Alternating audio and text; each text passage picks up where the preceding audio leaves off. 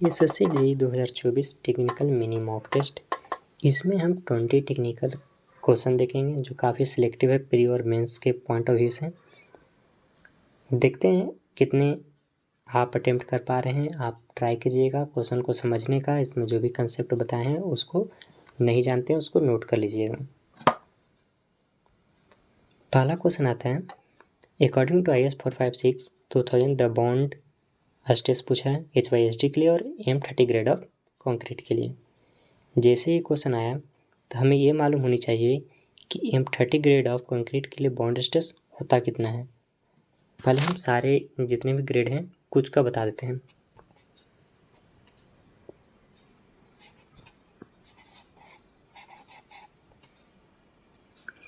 M20, 25, 30, 35 इतना का बताते हैं अभी। M20 का होता है 1.2 न्यूटन पर mm², 25 का 1.4, 30 का 1.7 न्यूटन पर mm² में होता है। हमारा कंसर्न जो क्वेश्चन में है वह 1.5 को लेकर है, क्योंकि M30 ग्रेड के लिए 1.5 न्यूटन पर mm² होता है। अभी हम इसको इरेज कर रहे हैं, ठीक। अब हमारा तो आगे कि 1.5 होता है। अगर क्वेश्चन को ध्यान से न पढ़िएगा तो 1.5 टिक आउट करके निकल जाएगा, देखिए, जो हमारा गलत हो जाएगा। क्यों? क्योंकि साथ में ये भी पूछ दिया है कि AP415 HYSD वार के लिए निकालना है। HYSD वार के लिए डिजाइन बॉन्ड स्ट्रेस होता है 60% इंक्रीज हो जाता है। 60% जब इंक्रीज होता है तो हमको 1.6 से मल्टीपल करना पड़ेगा, कर दिए। अब जो भी आएगा इस क्वेश्चन के लिए वो आंसर हो जाएगा। तो 16 × 1.5 यानी कि 16 8 24 2.4। इसका करेक्ट आंसर जो हो गया वो हमारा 2.4 हो गया। ये हमारा करेक्ट है, ये हमारा क्या है, करेक्ट आंसर है। एक चीज़ और ध्यान रखिए, अगर कंप्रेशन पूछता कंप्रेशन तो हम 25% बॉन्ड स्ट्रेस को और इंक्रीज करते हैं, ठीक है, ये चीज़ को ध्यान रखिएगा।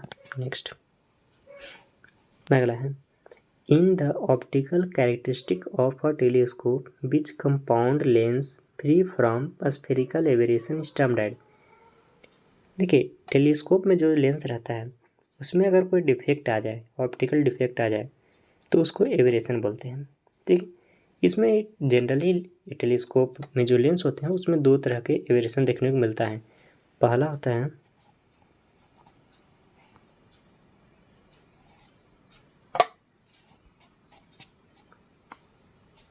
एक सेकंड,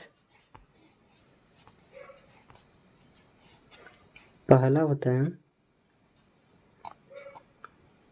स्फेरिकल एबरेशन, दूसरा होता है क्रोमेटिक।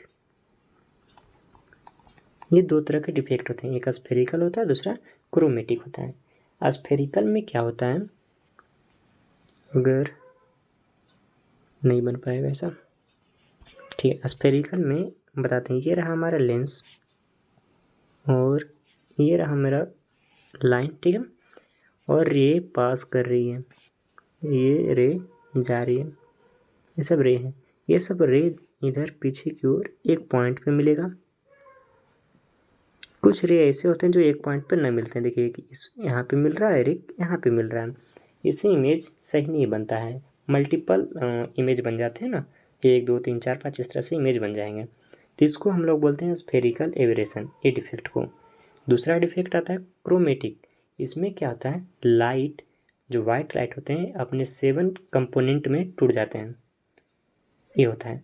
अभी जो हम इसको इरेज करते हैं, अभी जो हमारा क्वेश्चन पूछा है उसमें स्फेरिकल एबरेशन से फ्री होना चाहिए लेंस। वो लेंस जो स्फेरिकल एबरेशन से फ्री होते हैं उसको हम लोग बोलते हैं अटलांटिक लेंस, उसको हम लोग बोलते हैं अटलांटिक लेंस, अटलांटिक लेंस। और ये होगा एडिशनल जानकारी अब दे रहे हैं, जो क्रोमेटिक एबरेशन से फ्री होते हैं उसको बोलते हैं एक्रोमेटिक लेंस, एक क्रोमेटिक लेंस। लेकिन जो अभी हमारा क्वेश्चन है वो पूछा है कौन सा ऑप्टिकल कैरेक्टरिस्टिक होगा जो टेलीस्कोप के लेंस का जो फ्री होगा स्फेरिकल एबरेशन से, वो होगा अटलांटिक लेंस का। लेकिन कैरेक्टरिस्टिक पूछा है तो क्या हो जाएगा अप्लानेशन, यानी कि ऑप्शन बी हमारा सही हो जाएगा। आई होप आप समझ गए होंगे। Next, consider the following statement about the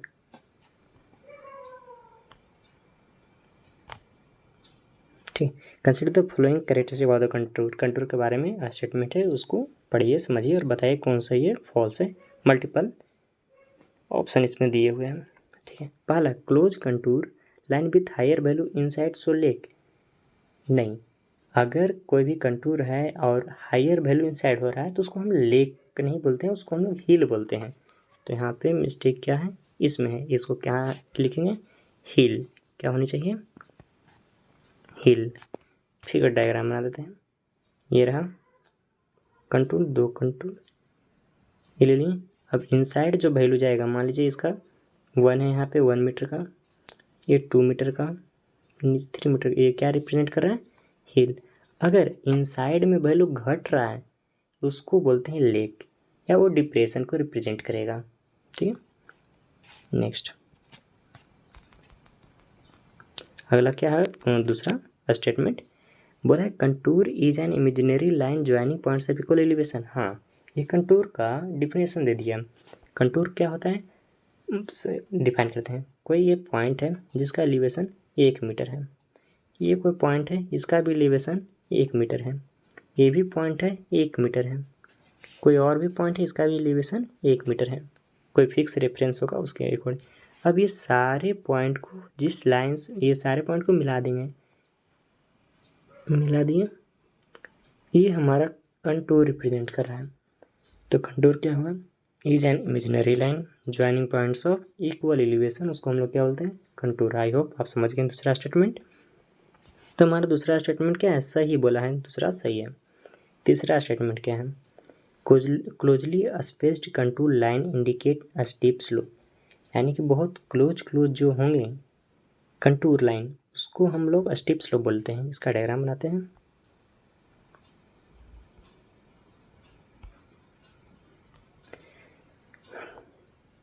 चलिए डायग्राम से इसे बनाना पड़ जाएगा।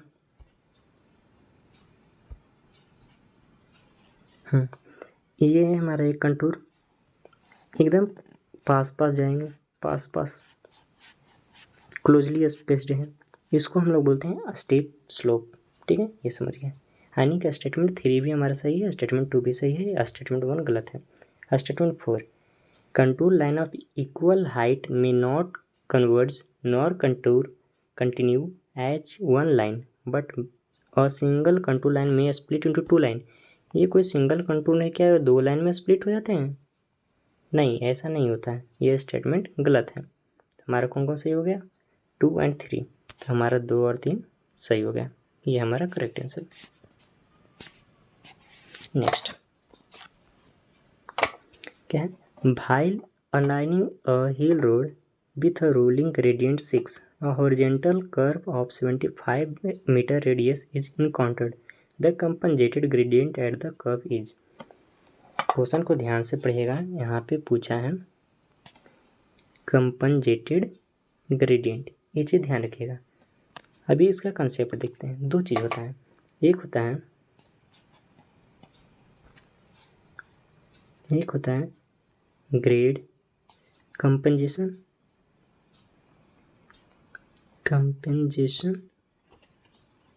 दूसरा होता है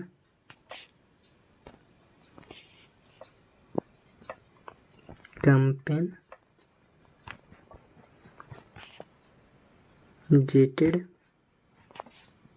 ग्रेडियंट। दो टर्म आते हैं यहाँ पे, एक होता क्या हो गया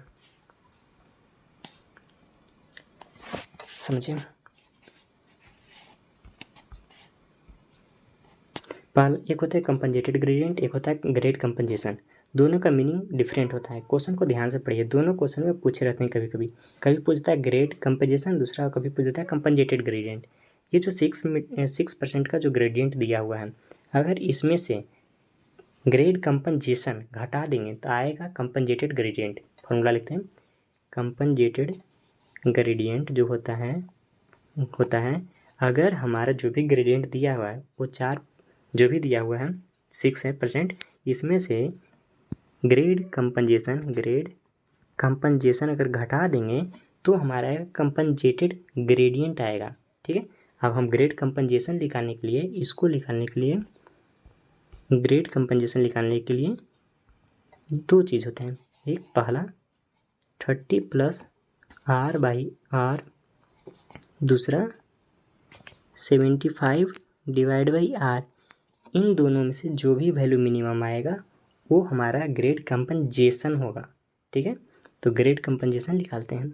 30 + R करेंगे तो कितना आ जाएगा 105/75। इधर कितना आ जाएगा 1, यानी इधर 1% आया, इधर ग्रेटर देन 1 आ रहा है, ये वैल्यू ग्रेटर देन 1 आ रहा है। तो मिनिमम कौन हुआ 75/R वाला, तो 1% हम घटा देंगे, तो 6 - 1 करेंगे तो कितना आ गया 5%। ये जो आंसर आया कंपनजेटेड ग्रेडियंट आया। अब तो हमारा आंसर क्या हो जाएगा ये 5%। लेकिन अगर क्वेश्चन में पूछता है ग्रेड कंपनजेशन तो हो जाता है 1%। ये भी ध्यान रखिए, grade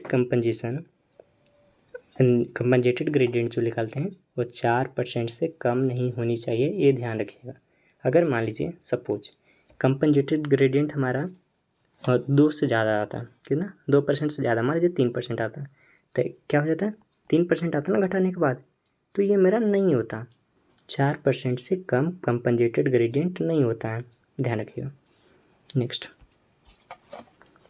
if a vehicle travelling at 40 kmph was stopped within 1.8 seconds after the application of brake, then the average skid resistance coefficient is। इसका देखिए फिजिक्स का क्वेश्चन है, ये सिंपल काफ़ी है, इसमें आप जैसा भी तरह से समझिए बन जाएगा।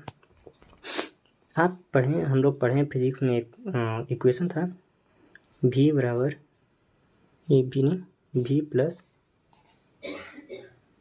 ई, एक मिनट ये वाला नहीं ये लगाते हैं, v plus u plus 18, v बराबर u प्लस 18, ये पढ़ें। जब हम गाड़ी में ब्रेक लगा देंगे तो फाइनली जाकर रुक जाएगा, यानी कि फाइनल वेलोसिटी क्या हो जाएगा 0।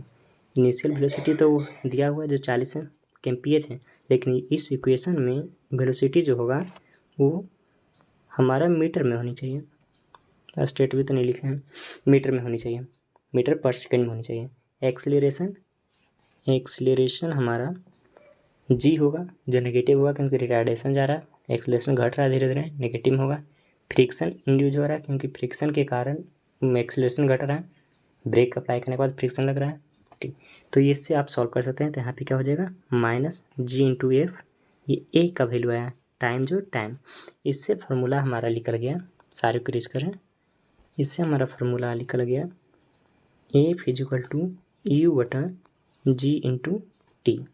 पुट कीजिए वैल्यू, U का वैल्यू मीटर पर सेकंड में होनी चाहिए, तो 40 तो kmph में है, मीटर पर सेकंड में गुना करने के लिए 5/18 से मल्टीपल करते हैं, डिवाइड बटा G का वैल्यू 9.81 इंटू T का वैल्यू 1.8 सेकेंड। इसको आप सॉल्व कीजिए, आंसर आ जाएगा। हम कैसियो का यूज कर लेते हैं जल्दी के लिए,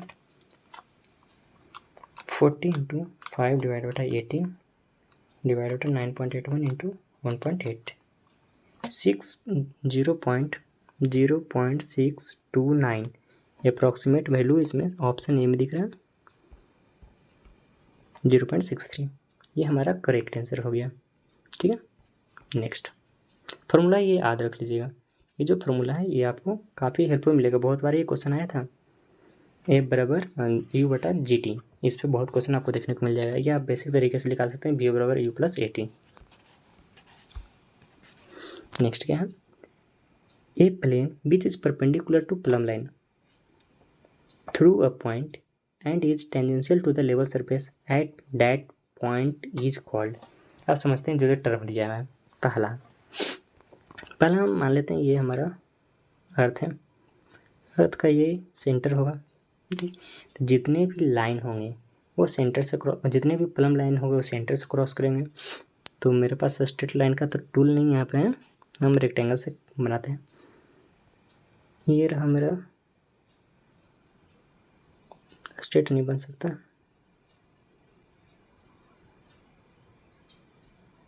ये है, इसको हम इरेज कर लेते हैं।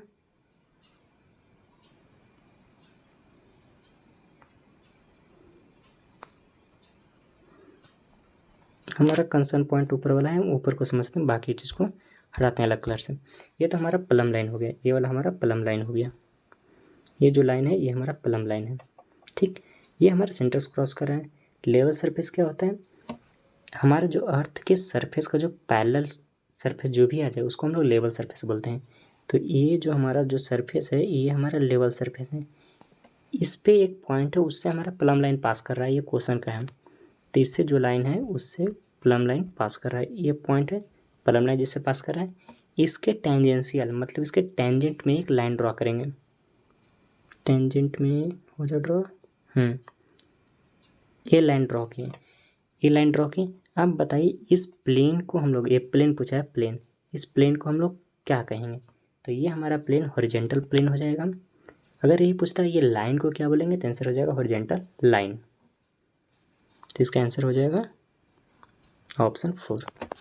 Next, length of a survey line when measured with a chain of 20 meter nominal length was found to be 481.5 meter if the chain used is 0.1 meter too long, then correct length क्या होगा। काफ़ी आसान है, आप लोग बहुत बार practice कर चुके होंगे। इसका सिंपल तरीके से करेक्ट लेंथ निकालना है। करेक्ट लेंथ क्या होता है, जो चेन का, जिस चेन मेजर जो लेंथ है अभी चेन का वो तो कितना होगा, 20 मीटर का तो चेन था ये, प्लस 0.1 मीटर बढ़ गया है, तो ऐड करेंगे तो क्या हो जाएगा 20.1 डिवाइड बटा चेन का ट्रू लेंथ इनटू कितना हमने मेजर किया था लेंथ 481.5। इसको सॉल्व करते हैं, फिर हम डायरेक्ट कैसे कर रहे हैं, उतना कैलकुलेशन नहीं भी हम कर रहे हैं। डिवाइड बटा 20 इंटू 481.5, 845.70 कौन है, ऑप्शन ए। ऑप्शन हमारा ये हो जाएगा इसका correct answer. Next question, void ratio of a given soil A is twice of another soil B। इसमें कॉन्सेप्ट बहुत अच्छा लगा, सब समझिएगा, जो जो पॉइंट है उसको हम नोट कर लेते हैं। void ratio जो A का है, void ratio soil A का जो है वो ट्वाइस है void ratio of soil B का। दूसरा statement, while the effective size of particle of soil A is 1/3, इसका जो इफेक्टिव साइज होगा सॉइल ए का जो 1/3 है, effective size of soil B का। तो पूछा है height of capillary rising water in soil A to that of B. पूछा है हमारा HA बटा HB क्या होगा। अब हम लोग कैपिलरी राइज का बात करें सॉइल में तो होता है उसका फार्मूला H बराबर C डिवाइड बटा ED10। हमारा C कांस्टेंट है, यहाँ से हम देख रहे हैं कि H is inversely proportional to E and D10, दोनों की इन्वर्सली है। तो अगर इसको हम रेशियो के टर्म में लिखें तो हम ऐसे लिख सकते हैं, ये चीज़ को हम इरेज कर लेते हैं।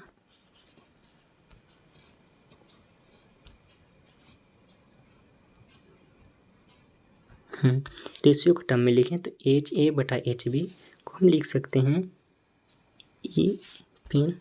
EB इंटू D10B डिवाइड बटा EA इंटू D10A, ऐसा लिख सकते हैं। जो जो वैल्यू दिया हुआ है उसको हम पुट करते हैं, ये चीज़ को हम इरेज कर रहे हैं।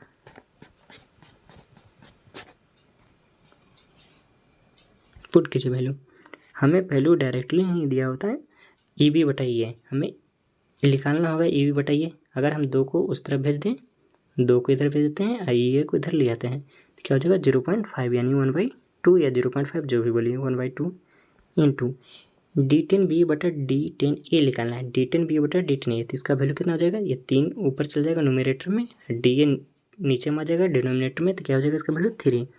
सॉल्व कीजिएगा तो ये कितना आ गया 1.5। अब जो कंसेप्ट वाला चीज़ था वो फार्मूला था, फार्मूला आप ध्यान में रख लिए, नहीं आता नोट कर लीजिए। 1.5 इसका आंसर होगा, जो ऑप्शन सी में है। नेक्स्ट क्वेश्चन, फिर ये स्टेटमेंट वाला क्वेश्चन है। इस तरह के एसएससी जेई के प्री और मेंस में बहुत क्वेश्चन देखने को मिलते हैं, ठीक, प्रैक्टिस कीजिएगा, सब हाथ में आ जाएगा। पहला क्वेश्चन बोला है zone of atmosphere to altitude, ये एटमॉस्फेयर से रिलेटेड है, ये हमारे इन्वायरमेंट का भी क्वेश्चन हो गया और हम अपने फिजिक्स का भी रिलेट कर सकते हैं इसमें क्वेश्चन। पहला वाला temperature decreases with altitude in troposphere. अब हमें एटमॉस्फेयर के कुछ लेयर के बारे में याद होनी चाहिए कि कौन कौन से लेयर है। पहला आता है ट्रोपो, फिर आता है स्ट्रेटो, फिर आता है मेसो, ये तीन अभी ध्यान रखना है। तो पहला क्या है, temperature decreases with altitude in temperature, इसका हम डायग्राम से ड्रॉ करके बताते हैं जो काफ़ी जल्दी समझ में आएगा। हमारे पास वो टूल नहीं है कि हम आपको एक्स एंड वाई दिखा सकते हैं, लेकिन आप समझ जाइएगा, इरेज करके बताते हैं। चलिए बन गया। नेक्स्ट इसका हमें ज़रूरत,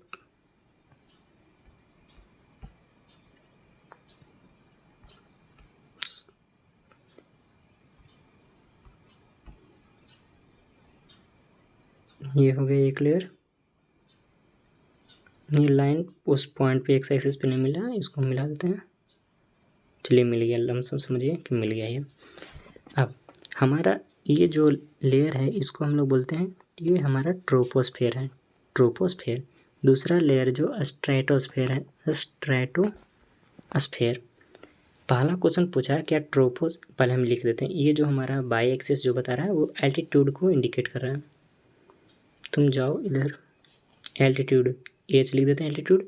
ये जो एक्स एक्सिस है वो हमारा टेम्परेचर को बता रहा है। हम टेम्परेचर डिक्रीजिंग ऑर्डर में लिख रहे हैं, यानी कि अगर यहाँ पे टेम्परेचर 10 डिग्री सेल्सियस है तो इधर हमारा कहीं पे 5 डिग्री सेल्सियस का टेम्परेचर डिक्रीज कर रहा है। तो हमारा हाइट बढ़ने के साथ टेम्परेचर स्ट्रेटोस्फेयर में, ट्रोपोस्फेयर में डिक्रीज करता है।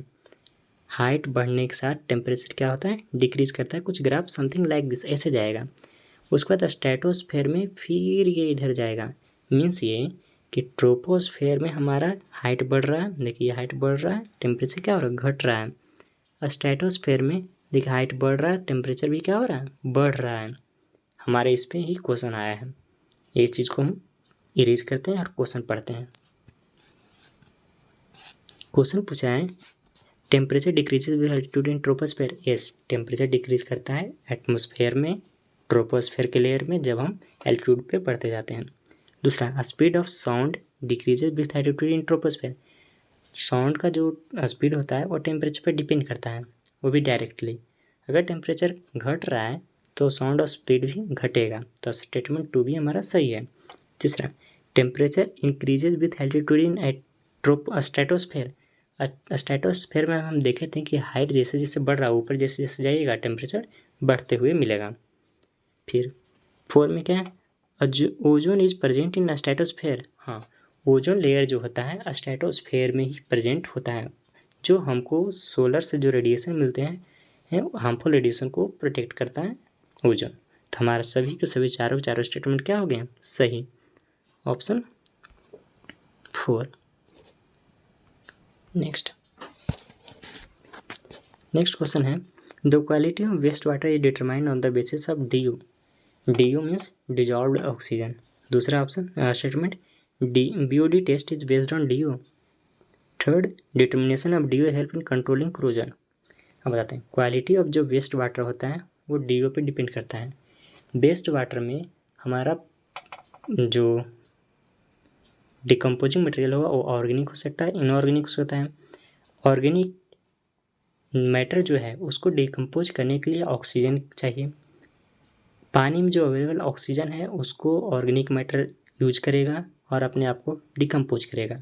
तो पानी के अंदर जो डिजॉल्व्ड ऑक्सीजन थे वो धीरे धीरे ख़त्म होगा। इससे ये पता चलता है कि पानी में ऑर्गेनिक मैटर है तो ऑक्सीजन की डिफिसिट मिलेगा या DO कम मिलेगा, तो इसको हम डिफिसिट टर्म में लिख देते हैं। DO क्या मिलेगा, कम मिलेगा, डिफिसिट मिलेगा, DO कम मिलेगा, डिफिसिट।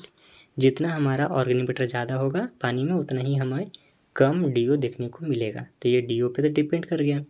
BOD जब टेस्ट हम करते हैं तो हम फार्मूला एक सिंपल वाले लेते हैं जिसमें हमारे पास बेस्ट वाटर में माइक्रो ऑर्गेनिज्म और डिजॉल्व्ड ऑक्सीजन भी है और ऑर्गेनिक मैटर भी है। तब हम लोग BOD जो निकालते हैं वो फार्मूला जो होता है DO initial minus DO final into dilution factor. ये फार्मूला लगाकर हम बहुत बार न्यूमेरिकल भी बनाए हैं और SSC JEE और ESE और बहुत सारे स्टेट JEE एग्ज़ाम AE का एग्ज़ाम है उसमें इस पर क्वेश्चन पूछे हुए हैं, वो भी लाएंगे एक सेशन में, उसको भी देख लेंगे। तो यहाँ पे देख रहे हैं कि DO पे डिपेंड करता है।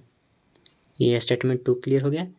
Determination of DO help in controlling corrosion. अब DO पानी में जितने ऑक्सीजन है प्रेजेंट वो हाइड्रोक्साइड टू ऑक्सीडाइज कर लेता है अपने आप को, ठीक है। तो इससे हमारा कोरोजन मिलता है, कोरोजन का चांसेस बढ़ जाते हैं। दूसरा कोरोजन को एक और इम्पैक्ट करता है CO2। पानी में CO2 कोरोजन के लिए हार्मफुल होता है। अगर पानी में CO2 ज़्यादा है तो कोरोजन करेगा तो पाइप को क्या होगा, हार्मफुल पहुँचाएगा। तो हमारा स्टेटमेंट तीनों के तीनों क्या है, सही है। तो स्टेटमेंट तीनों क्या हो गया, सही। Next question, a field measure 40 hectare when 8 cubic of water was supplied for 6 hours, 30 centimeter water was stored in root zone, field application efficiency nearly। यह हमारा इरीगेशन का क्वेश्चन है। इफिशियंसी से बात करते हैं तो कुछ इफिशियंसी है उसको हम बेसिक में बताते हैं। पहला होता है एक एप्लीकेशन इफिशियंसी होता है, एक होता है कन्वेंस इफिशियंसी होता है, दो एफिशिएंसी। यहाँ पे जो एप्लीकेशन का पूछा है, कन्वेंस एफिशिएंसी का जो है वो लंबा वीडियो हो जाएगा, 4-5 मिनट लग जाएंगे, सारे 4-5 एफिशिएंसी है सबको बताने में। तो हम सिंपल अभी हम एप्लीकेशन एफिशिएंसी पे बात करते हैं जो हमें पूछा है।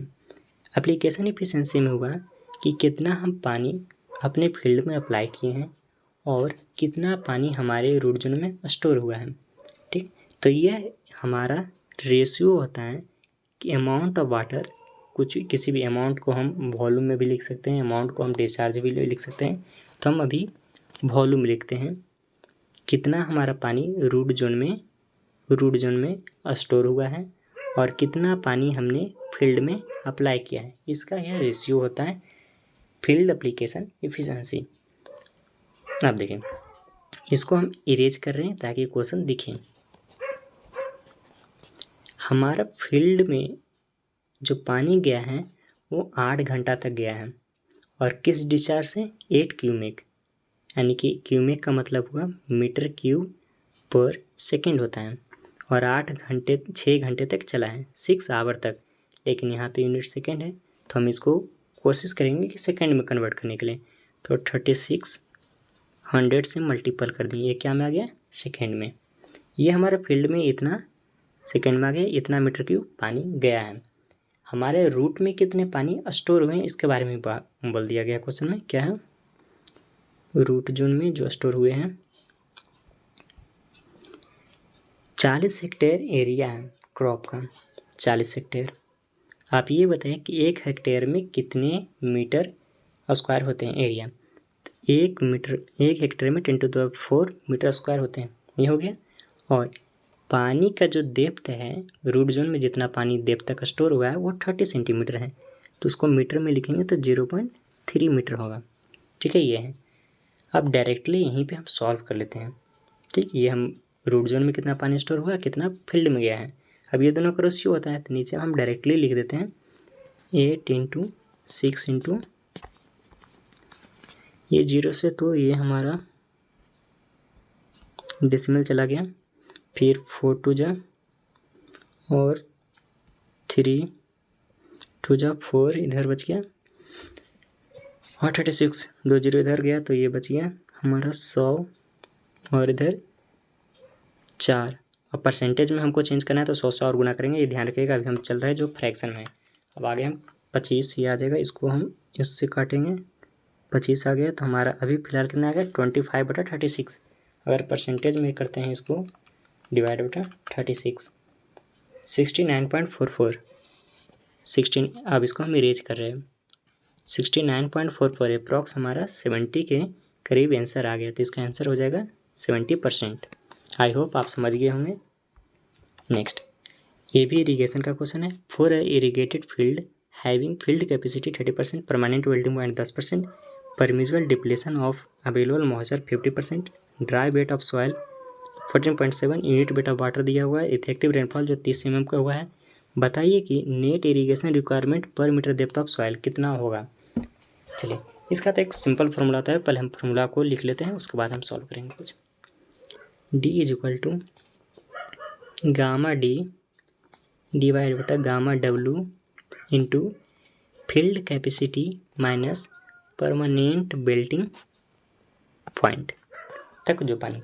अब ये जो इंडिकेट करता है, ये डिफरेंस ये बता रहा है कितना हमारे सॉइल में पानी अवेलेबल है, जो प्लांट उसको एक्सट्रैक्ट कर सकता है, मॉइस्चर कितना अवेलेबल है। इसमें से क्वेश्चन बोला कि 50% क्या हो गया है, डिफिसिट हो गया, यानी कि कहीं पे लॉस हो गया। तो ये तो हमारा 100% लिया है ना, 50% हमको और लॉस करना है, तो मल्टीपल किससे कर देंगे, 0.5 से।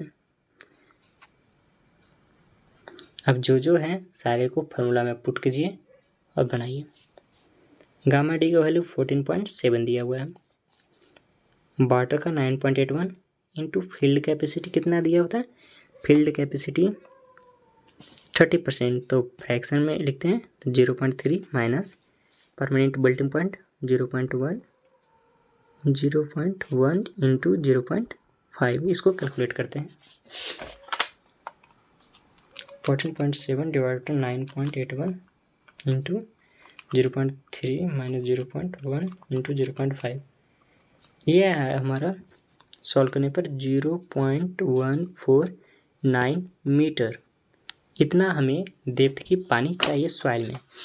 अब ये हमारा मीटर में, एम में बात करें तो अप्रॉक्स 150 लेते हैं ना, ये 150 मान लेते हैं, 150 हमको पानी चाहिए सॉइल में, 150 mm हमको पानी चाहिए सॉइल में।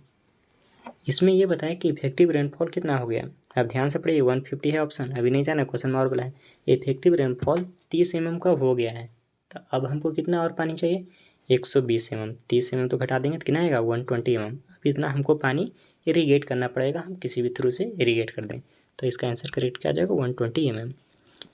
ये काफ़ी अच्छा लेवल का क्वेश्चन था, एक्सपेक्ट कर सकते हैं कि मेंस में आवे।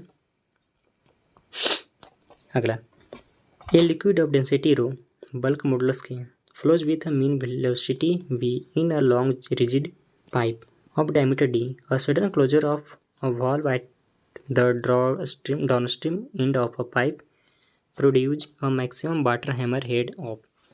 ओके, ये वाटर हैमर इफेक्ट से आया क्वेश्चन। वाटर हैमर इफेक्ट होता क्या है, आप टंकी देखें, नल देखें, हम लोग तो टैप का यूज़ करते हैं, हम लोग नल को धीरे धीरे खोलते हैं, ठीक है, पानी निकलता है। कभी कभी ऐसा भी होता है कि हम नल को खोल दें, अब बंद कर दें, या तो धीरे धीरे बंद करें ग्रेजुअल, या तो सडनली बंद कर दें।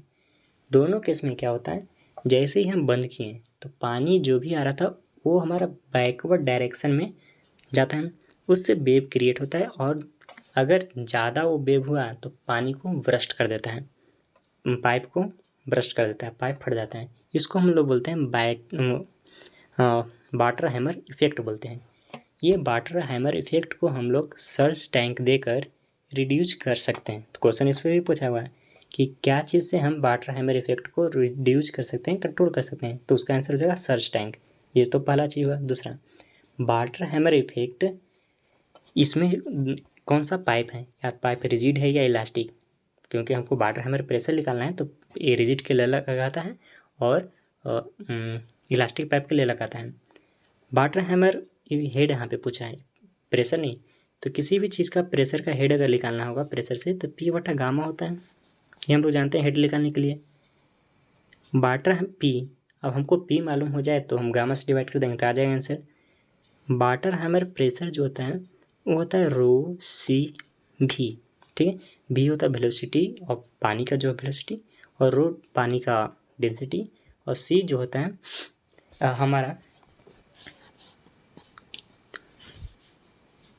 सी होता है एकॉस्टिक वेलोसिटी, हम लोग भी बोलते हैं उसको, कांस्टेंट है, स्क्वायर रूट ऑफ के बटा रो, ये रिजिड पाइप कहलाता है। सी का वैल्यू रिजिड पाइप के लिए स्क्वायर रूट ऑफ के बटा रो होता है।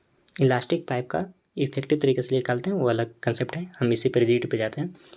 अब ये सेम चीज़ को पुट कर देते हैं फार्मूला में। तो एच बराबर क्या हो जाएगा, पी का वैल्यू क्या, रो इंटू वी इंटू सी।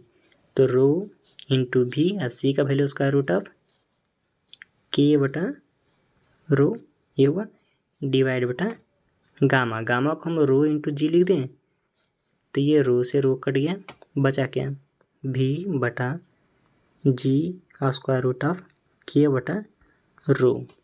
बाकी चीज़ों को जो भी अननेसेसरी थिंग्स हैं जो आपको ऑप्शन देखने में डिस्टर्ब कर रहे हैं उसको इरेज करते हैं। ये हम चीज़ को हटा दिए। अब देखें हमारा ऑप्शन कौन सा मैच कर रहा है, वी बटा जी के स्क्वायर रो, ऑप्शन सी। तो हमारा करेक्ट आंसर हो जाएगा ऑप्शन सी। ये था रिजिड पाइप के लिए। अगर हम इलास्टिक पाइप के लिए निकालें तो उसका भी सेम तरीका होता है, सी का वैल्यू चेंज कर जाता है। सी का वैल्यू हो जाता है स्क्वायर रूट ऑफ के इफेक्टिव बटा रो, के इफेक्टिव का वैल्यू चेंज होता है, 1 बटा के इफेक्टिव इक्वल टू 1 बटा के ऑफ पाइप 1 प्लस 1 बटा के पानी का, ये हो जाता है। नेक्स्ट लेमिनार फ्लो है, circular pipe of diameter 200 mm का है, ठीक है। तो हम पाइप बना लेते हैं, पाइप बना लेते हैं रेक्टेंगुलर टूल। ये रहा हमारा एक पाइप है, चलिए ठीक। आगे जिसका डाया भी दिया हुआ था, इसका डाया कितना है 200 mm, ध्यान रखिएगा डाया।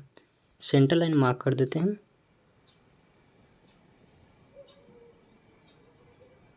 ये रहा।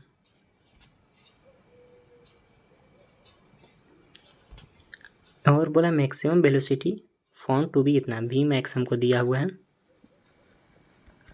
1 मीटर पर सेकेंड। अगला velocity at a radial distance 50 mm from the axis of pipe. अब इसके ये जो एक्सिस हैं, कलर चेंज, इसके एक्सिस से 50 मीटर डिस्टेंस पे वेलोसिटी क्या होगा वो हमको निकालना है। हम लोग लेमिनार पाइप में क्या जानते हैं कि वेलोसिटी प्रोफाइल कैसा होता है, पैराबोलिक होता है। वेलोसिटी प्रोफाइल हमारा पैराबोलिक होता है। ये हम ये वाला इरेज कर देते हैं पर्सन, वेलोसिटी प्रोफाइल पैराबोलिक होता है। हमको इस डेप्थ पे निकालना है, हमको 50 mm के डेप्थ पे निकालना है। 50 रेडियल सेंटर पाइप के सेंटर से 50 mm के रेडियल डायरेक्शन में जाएंगे तो वहाँ पे हमारा वेलोसिटी क्या होगा ये निकालना है।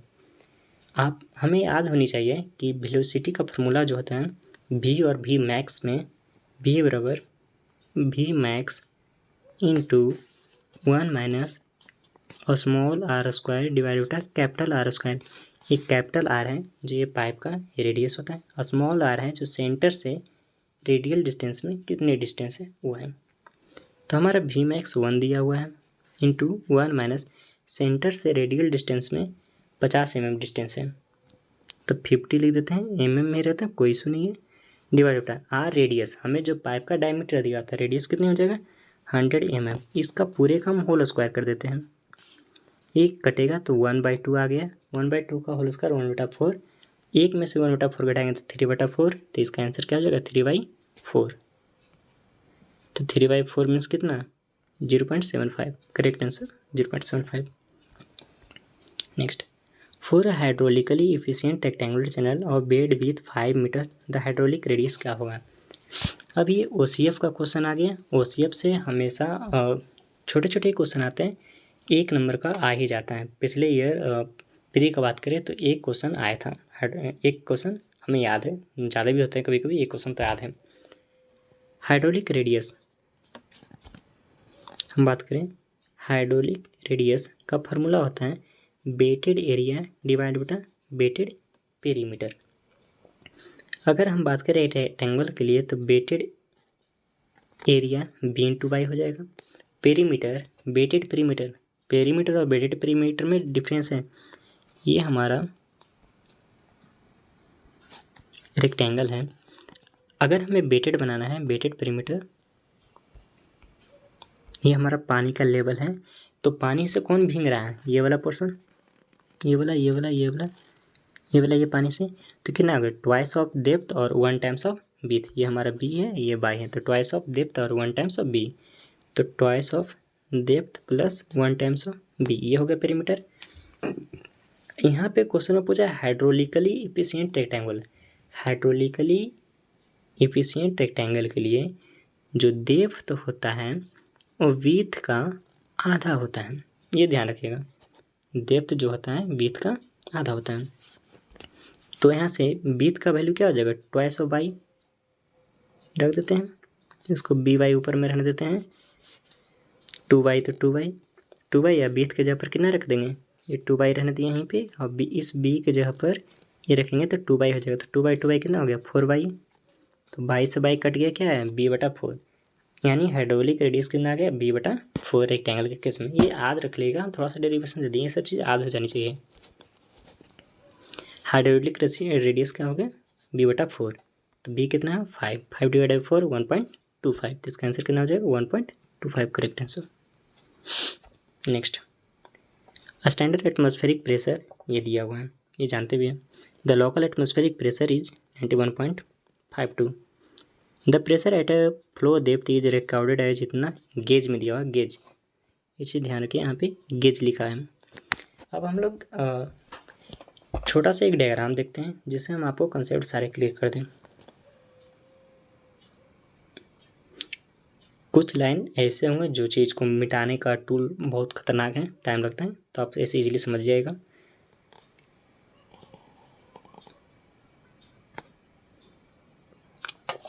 ये हमारा जो नीचे वाला होता है ये हमारा एब्सोल्यूट ये BS लिख देते हैं, एब्सोल्यूट प्रेशर इंडिकेट करता है, या जीरो एब्सोल्यूट प्रेशर इसको बोलिए। इसके ऊपर ये हमारा होता है लोकल एटमॉस्फेरिक प्रेशर। इसके ऊपर जो जाता है हमारा वो P गेज प्रेशर होता है। नीचे आ गया तो हमारा वैक्यूम प्रेशर होता है, P भी लिख देते हैं, VA वैक्यूम प्रेशर होता है। कलर पेन का चेंज करते हैं।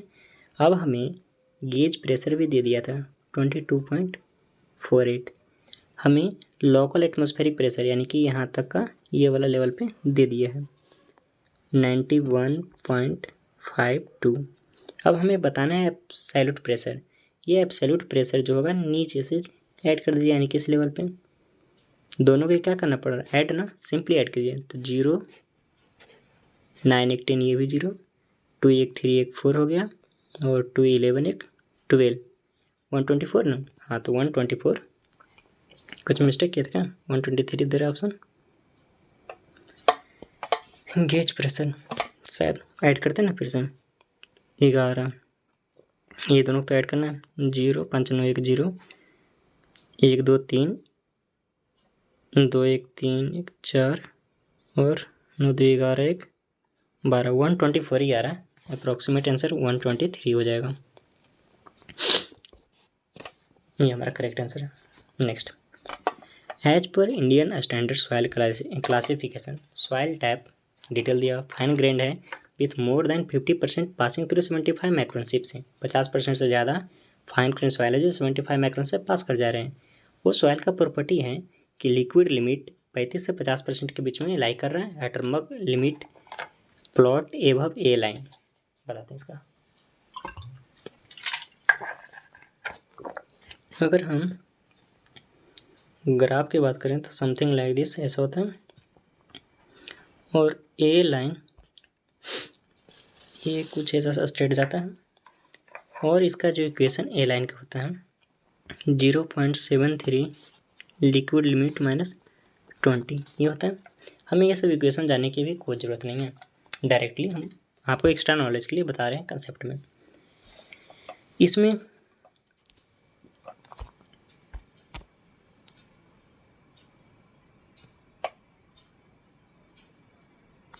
ये जो होता है हम इसको ये जो रीजन आता है इंटरमीडिएट लिक्विड लिमिट के लिए है, ये लो लिक्विड लिमिट वाला है, इधर हाई लिक्विड लिमिट वाला। अब हमें जो सॉइल दिया हुआ है उसमें 50% से ज़्यादा 75 माइक्रोन से पास कर गए हैं, 75 माइक्रोन से 50% से ज़्यादा पास कर गए हैं, मीन्स डैट सारे के सारे क्या है, फाइन ग्रेन है। फाइन ग्रेन में कौन सा, क्ले हो जाएंगे, क्ले, क्योंकि ऑप्शन क्ले भी है। अगर लिक्विड लिमिट 35 से 50 के आ जाते हैं, मीडियम होता है यानी इंटरमीडिएट, तो CI होनी चाहिए। तो आंसर इसका क्या हो जाएगा, CI। नेक्स्ट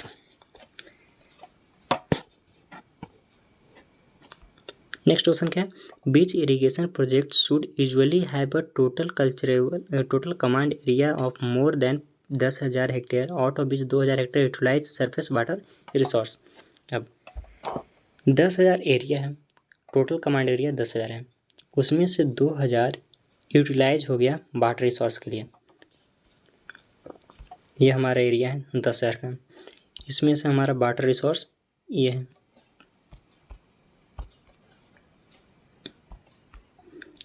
ये हमारा वाटर रिसोर्स हो गया।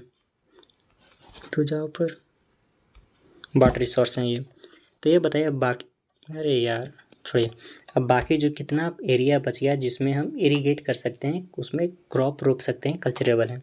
10,000 में से घट जाएगा 2,000, तो कितना बचेगा, 8,000 हेक्टेयर हमारे पास है कल्चरेबल कमांड एरिया। अब हमें ये जाननी चाहिए कि कितने एरिया के बीच में कौन कौन सा प्रोजेक्ट होता है। अगर हमारा 2,000 हेक्टेयर से कम एरिया में है तो उसको हम लोग बोलते हैं माइनर प्रोजेक्ट।